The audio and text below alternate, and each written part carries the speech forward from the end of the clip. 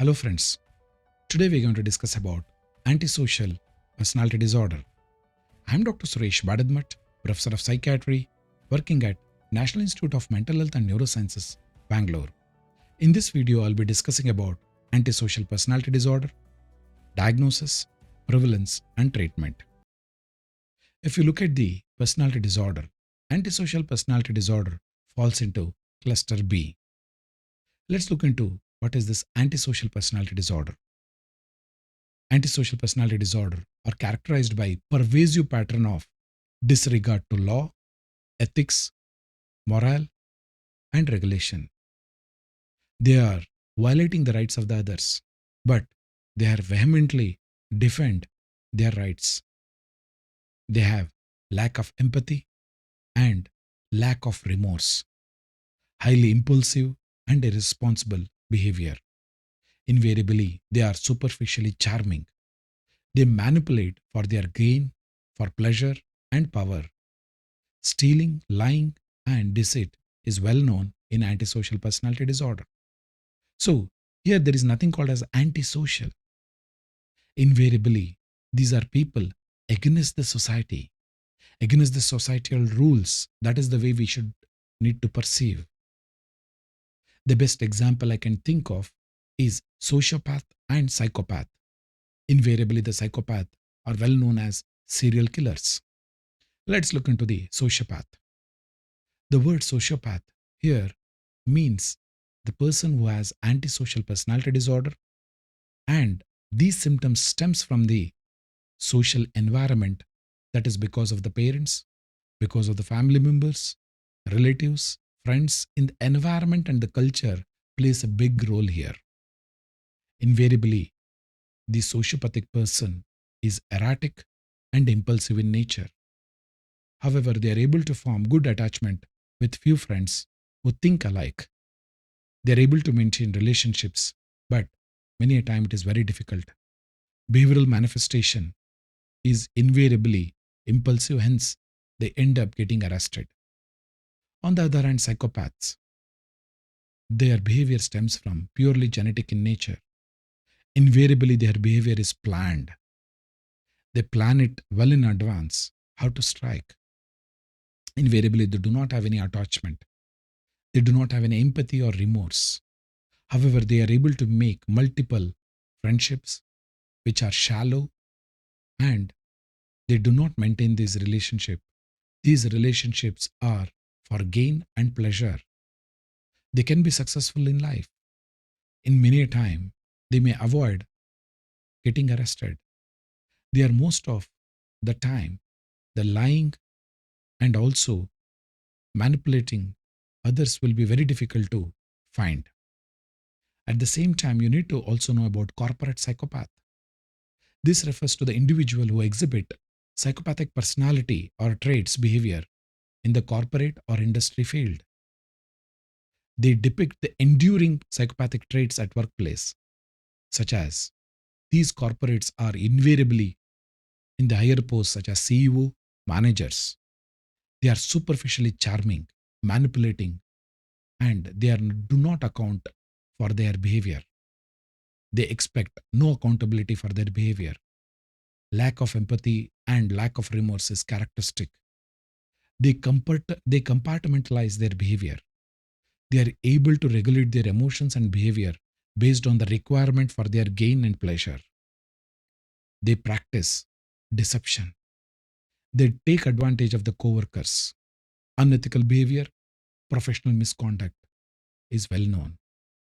They focus on their personal gain at any cost, and that will be depicted even in the corporate sector, how the company grooms them.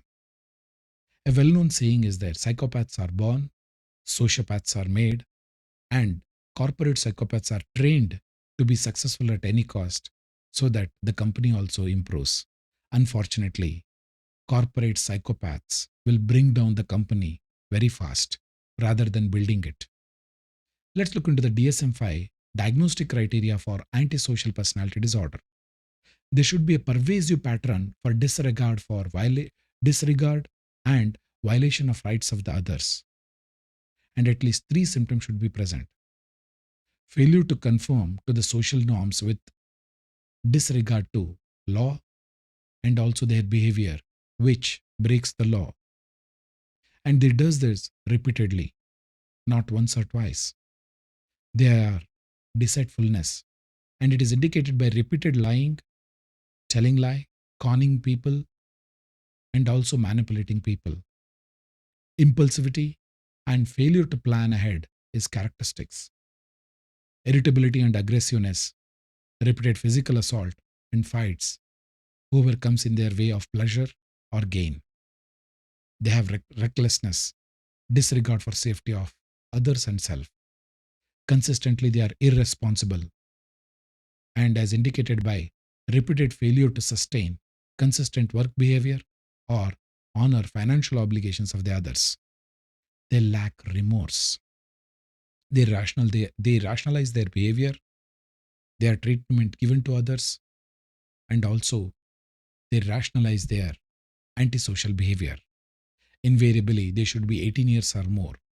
Many a time you will be able to make a diagnosis of misconduct or conduct disorder in the juvenile.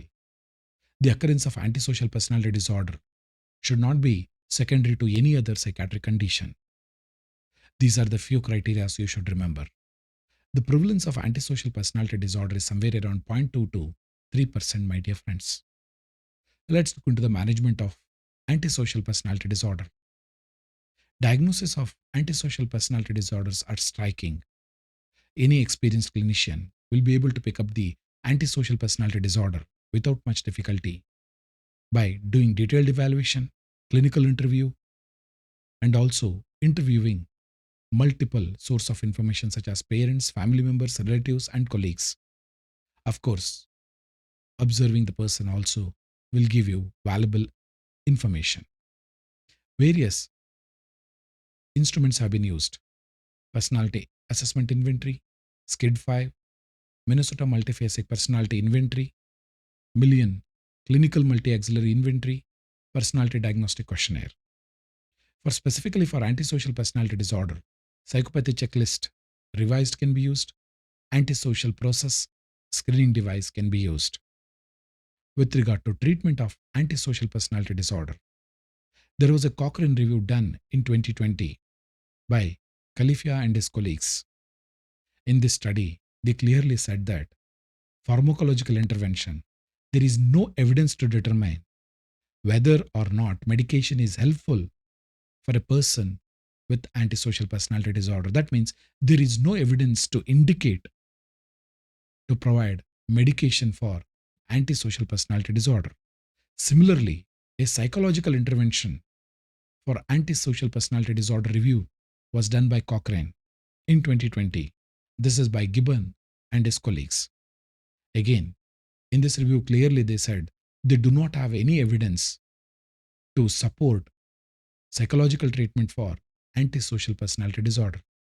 That means, my dear friends, at this point of time, we do not have any evidence-based treatment for antisocial personality disorder.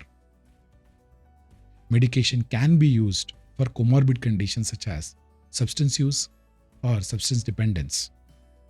Persons with antisocial personality disorder do well in a structured environment such as prison. My dear friends, thank you very much for giving your valuable time. Stay safe.